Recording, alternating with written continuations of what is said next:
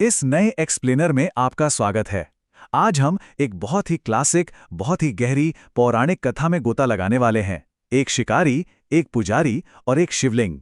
इनके बीच का जो ये अनोखा आध्यात्मिक टकराव है ना, ये सिर्फ एक कहानी नहीं है, बल्कि ये हमें सोचने पे मजबूर कर देता है कि भक्ति का असली मतलब आखिर है क्या। तो चलिए, बिना किसी देरी के शुरू करते हैं। शुरुआत में ही हमारे सामने एक बहुत बड़ा सवाल आता है।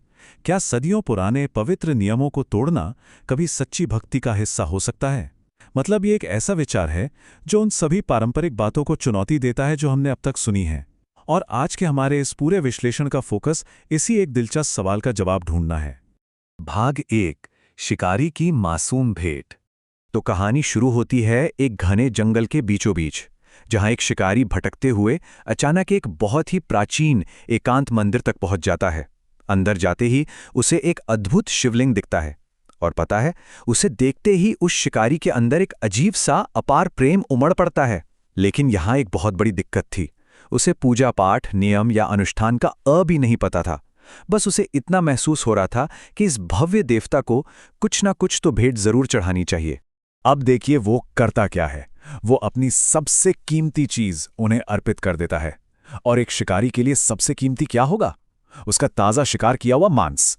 जी हां, उसने वो मांस सीधे शिवलिंग पर रख दिया। अब सुनने में थोड़ा अजीब लग सकता है, लेकिन उसने ये किसी अपमान के इरादे से नहीं किया था। ये पूरी तरह से उसकी मासूमियत और अज्ञानता में दी गई भेंट थी, बिल्कुल निस्वार्थ। भाग 2, ब्राह्मण का घोर तिरस्कार। अब कहानी में एंट्री होती है मंदिर के असली पुजारी की, जो एक ब्राह्मण है। और यहीं से दोनों के बीच का ये जबरदस्त कॉन्ट्रास्ट सामने आता है। एक तरफ वो शिकारी है जो रोज आता है, ताजा मांस लाता है, और तो और अपने मुंह में भरकर लाया हुआ पानी शिवलिंग पर चढ़ाता है। सब कुछ एकदम रॉ इमोशन और मासूमियत से भरा हुआ। दूसरी तरफ हैं हमारे ब्राह्मण पुजारी, जो 15 दिन में एक बार आते हैं, मंदिर को अच्छे से साफ करते हैं, मंत्र पढ़ते हैं और एकदम प्राचीन शुद्धिकरण नियमों का सख्ती से पालन करते हैं। दोनों का नजरिया एक दूसरे से बिल्कुल अलग। अब जरा इस टाइमलाइन पर गौर करते हैं कि ये पूरा मामला बढ़ता कैसे है। पहले दिन जब पुजारी को वहां मांस मिलता है तो उसे लगता है कि चलो किसी जंगली जानवर ने गिरा दिया होगा। वो शिवलिंग को शुद्ध करके चला जाता है। लेकिन अगले दिन जब उसे मांस के साथ साथ मुंह से लाया गया पानी भी मिलता है, तब उसका माथा ठनकता है। उसे समझ आ जाता है कि किसी इंसान ने इस पवित्र जगह को अपवित्र किया है। और तीसरे दिन तक आते आते उस बेचारे पुजारी का धैर्य पूरी तरह जवाब दे जाता है। वो गुस्से और हताशा में भगवान शिव को पुकारने लगता है। भाग 3, भक्ति का टकराव। पुजारी अब पूरी तरह से टूट चुका था। उसे पूरा यकीन था कि कोई बहुत ही दुष्ट इंसान जानबूझकर रोजाना मंदिर को गंदा कर रहा है। वो रोते हुए मंत्रों का उच्चारण करके शिवलिंग को शुद्ध करता है और आसमान की तरफ देखकर सीधा सवाल करता है कि आखिर ईश्वर अपना इतना बड़ा अपमान रोज रोज कैसे बर्दाश्त कर सकते हैं। उसे जवाब चाहिए था। भाग 4, भगवान शिव का हस्तक्षेप। और यहीं पर आता है कहानी का सबसे बड़ा टर्निंग पॉइंट। भगवान शिव खुद हस्तक्षेप करते हैं। उनका ये जवाब बहुत ही गहरी बात कहता है। वो पुजारी से कहते हैं, जिसे तुम एक घोर अपमान समझ रहे हो, वो दरअसल एक भक्त का बेहद मासूम अर्पण है। और मैं उसके इस निस्वार्थ प्रेम से पूरी तरह बंधा हुआ हूं। मतलब कठोर नियमों और तकनीकी अनुष्ठानों से कहीं ज्यादा बड़ी चीज है सच्चा और निस्वार्थ प्रेम। अब अपनी इस बात को साबित करने के लिए भगवान शिव उस हैरान परेशान पुजारी को दो बहुत ही साफ निर्देश देते हैं।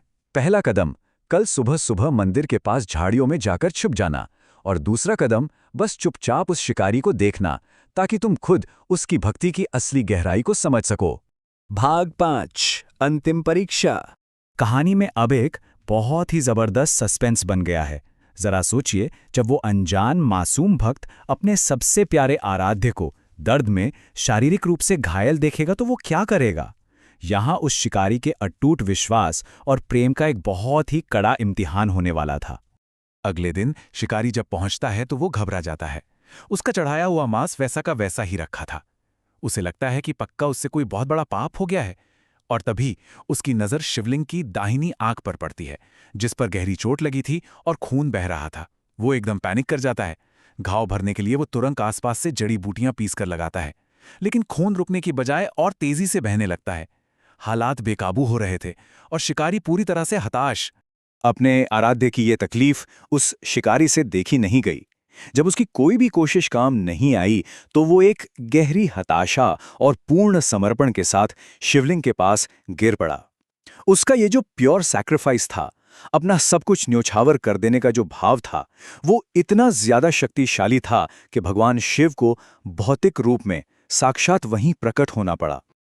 और यहीं पर झाड़ियों में छिपे उस पुजारी के सामने भगवान शिव शिकारी को एक बहुत ही भव्य नई पहचान देते हैं। कन्नप्पा नयनार।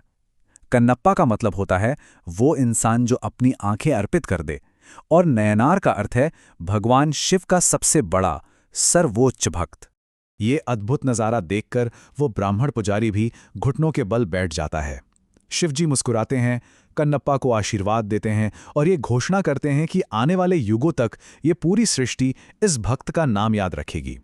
उस पुजारी को भी आखिरकार ये बात गहराई से समझ आ जाती है कि कोई भी सख्त नियम, किसी भी अनुष्ठान से कहीं बढ़कर हृदय का वो कच्चा, सच्चा और निस्वार्थ प्रेम ही असली पूजा है। तो ये कहानी हम सबको सोचने के लिए एक बहुत ही गहरा विचार दे जाती है। क्या ईश्वर से सच्चा आध्यात्मिक जुड़ाव उन कड़े नियमों और अनुष्ठानों की परफेक्शन में छिपा है, या फिर हृदय की एकदम शुद्ध, पूर्ण पवित्रता में? ये एक ऐसा सवाल है जो इस एक्सप्लेनर के खत्म होने के बाद भी काफी देर तक आपके जहन में गूंजता रहेगा। हमारे साथ जुड़ने के लिए बहुत बहुत शुक्रिया।